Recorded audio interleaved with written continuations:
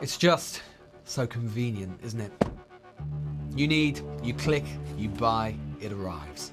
I was close to tears at that point. I was cold, I was hungry, I needed the bathroom. And it arrives so quickly, which when so many shops are closed, when you don't want or you can't leave your house, seems a deliverance in every sense of the word. And as disgusting as it sounds, I just had to get a cup or get my shiwi in a bottle and then go in the back of the van. Their drivers are telling them they need to listen to their drivers on this, and they've got to stop ignoring the data. And it's so cheap. You don't even feel like you're paying for it, but someone is. It's the men and women bringing it to your door.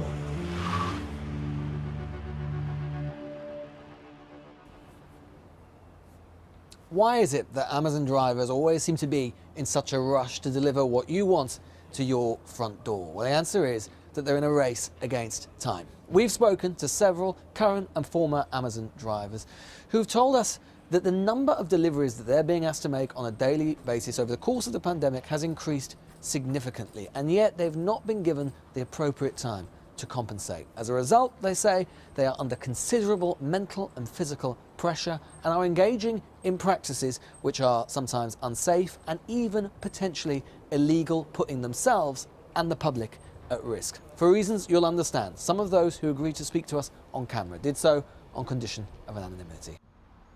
Amazon is a company which is both ubiquitous and mysterious. In many ways, we know little about it. We don't even know how many drivers deliver its parcels. But we suppose it's in the thousands, perhaps tens of thousands.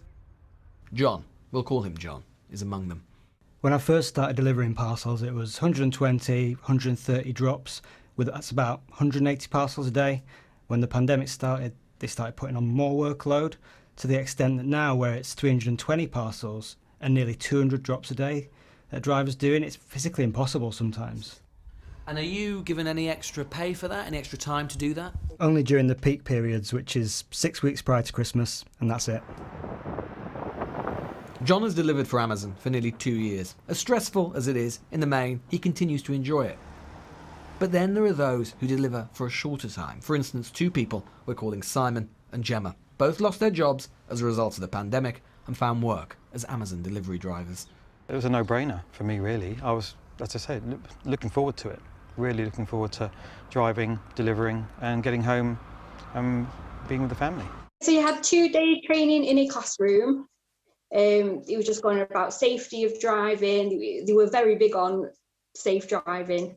I was totally unexpected to experience what I did based on what the training told me.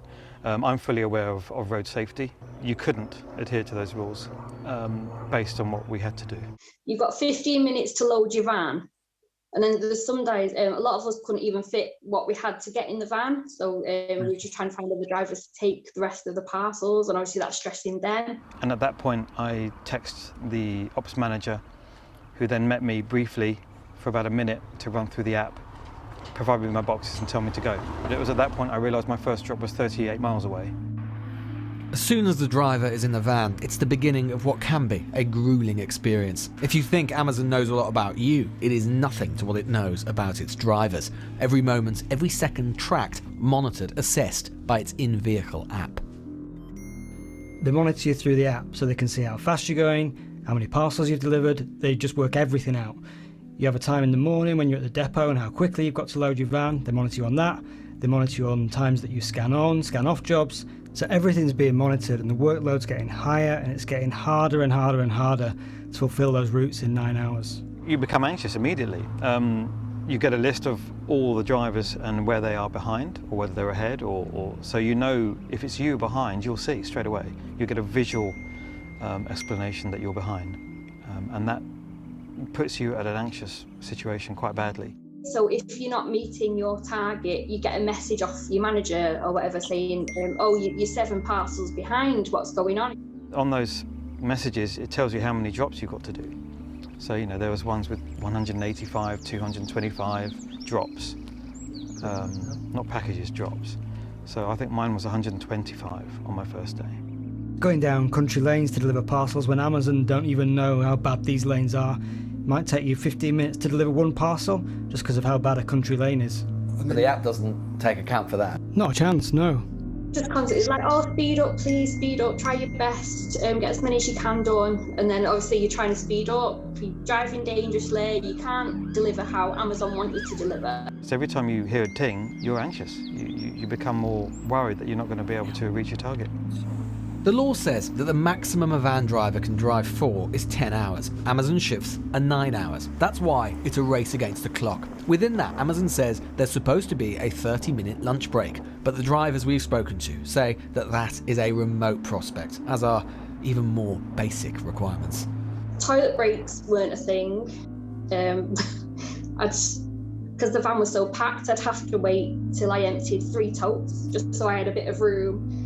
And as disgusting as it sounds, I just had to get a cup or get my shiwi in a bottle and then go in the back of the van. Okay, admit it. We've all been addicted to Amazon during this entire pandemic.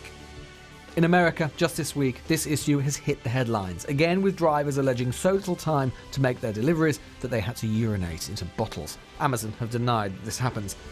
Amazon responded and said, you don't believe that peeing in bottles thing is true. But there are even more serious concerns about safety. Every Amazon driver that I've known, they all speed. We all park in places where you're not supposed to, double yellows on busy roads. So especially say if you've got a house on a country lane and there's no parking near there, you just have to set up on the side of the road, run across, do your drop. And yeah, it's not safe. You just got to put your hazards on and hope for the best. Amazon told us they have a 24-hour hotline drivers can phone if they have problems. But here's the rub. They're not even technically employed by Amazon. They're self-employed, contracted through a panoply of logistics companies. And yet, everything is controlled by Amazon. The route is set by Amazon, the workload is set by Amazon, the mileage is set by Amazon. So basically the logistics firm, it's basically just a middleman, really. but say you don't get it done. I mean, does Amazon re-employ you? What happens with your logistics firm? Your ratings get reduced, your ratings go down. If you don't fulfill some parcels because of time constraints or the customer's not in, then I think they base your ratings on 8 or 9 different ratings, because if you don't deliver parcels, your ratings come down. So you're monitored all the time on every aspect of what you do. And what happens then if your ratings continue to fall? Do they The logistics firm will just get rid of you. lay you off? Yep. And that's quite easy to do. Oh, it happens all the time. The turnover of staff is phenomenal. Drivers attend an Amazon training day. They usually exclusively deliver for Amazon, and it is an Amazon app which tracks and monitors them in their vehicles. And yet remember, because they're self-employed, they don't have company benefits, they don't get sick pay, they don't get holiday pay, and there is little recourse should the company decide that their services are no longer required. The Supreme Court unanimously dismisses Uber's appeal. This isn't an issue about Amazon alone. All manner of gig economy companies are grappling with an evolving legal situation governing those they employ in one way or another. But Amazon is by far the biggest concerned, and a petition organised by Change demanding that the number of deliveries is reduced has attracted nearly 80,000 signatures, at least some of whom are verified Amazon drivers. Its organiser says reform is long overdue and that the company doesn't want to know what's really happening. I think genuinely they're currently not gathering it because they don't want to know the answer. They know how dangerous this is. Their drivers are telling them they need to listen to their drivers on this. And they've got to stop ignoring the data. It's a really simple change for them to make to take those targets back to a safe level. As you'll see, we put a lot of energy into our logistics. Remember, Amazon is a company whose UK sales increased by 51% in 2020, a revenue of £20 billion. It has been the beneficiary of a pandemic which has accelerated our move to the online economy. And yet, at once, it feels as if we've also gone backwards to a time when the rules about what can legitimately be expected by a company of its workers were much less rigid. Oh my gosh, Amazon. I've tried a position at the warehouse with Amazon. Politicians, and perhaps the rest of us, might need to ask ourselves if that's the future we want, if that convenience is worth the price. Lewis Goodall, a spokesperson from Amazon, told us at Amazon we're proud to go further than most to ensure drivers are supported in their role. Our sophisticated guidance technology plans delivery routes, advises when to take a break, and ensures that drivers aren't receiving and driving with too many packages. And Logistics UK, which represents delivery companies, said it had always championed best practice within the van sector to promote positive working conditions for drivers and protect both the safety of employees as well as of other road users.